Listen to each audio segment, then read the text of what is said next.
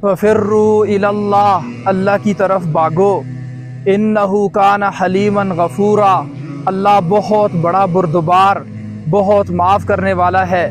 فَاللَّهُ خَيْرٌ حَافِظًا، اللہ سب سے بڑھ کر حفاظت کرنے والا ہے۔ وَهُوَ أَرْحَمُ الرَّاحِمِينَ، اللہ سب سے بڑھ کر رحم فرمانے والا ہے۔ وَاللَّهُ أَعْلَمُ، اللہ سب کچھ خوب جانتا ہے۔ وَهُوَ خَيْرُ الْحَاكِمِينَ، اللہ بہترین فیصلے کرنے والا ہے۔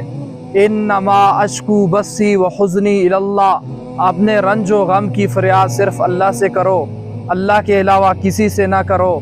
یعقوب علیہ السلام کا بیٹا یوسف علیہ السلام جب گم ہو گیا تو یعقوب علیہ السلام نے فرمایا میں اپنے رنج و غم کی فریاد صرف اللہ سے کرتا ہوں، اللہ کے علاوہ کسی سے نہیں کرتا ہوں۔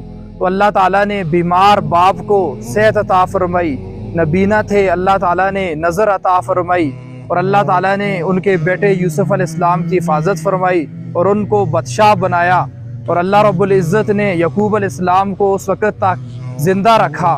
تو میرے بھائیو، اللہ رب العزت کو اپنے رنج و غم کی فریاد سناؤ۔ ذرا سا جو پکاروں تو میری آواز سنتا ہے، میرا اللہ میرے ہر دکھ کا ہی امراض بنتا ہے۔ ذرا سا اشک کے بدلے مجھے جو معاف کرتا ہے، میرے دامن کے سارے ہی گناہ جو صاف کرتا ہے۔ انہو هو العلیم الحکیم، اللہ علم کا مالک ہے، علم میں کامل ہے۔ اللہ حکمت کا مالک ہے، حکمت میں کامل ہے۔ ولا تیسوا من روح اللہ، اللہ کی رحمت سے نا امید نہ ہو، کبھی مایوس مت ہونا۔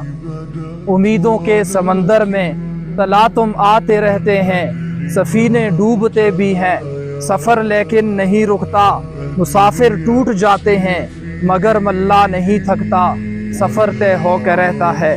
کبھی مایوس مت ہونا، اندھیرا کتنا گہرا ہو، اللہ سے عشق کرو، اللہ سے محبت کرو، اللہ اور اللہ کے رسول کی اطاعت کرو۔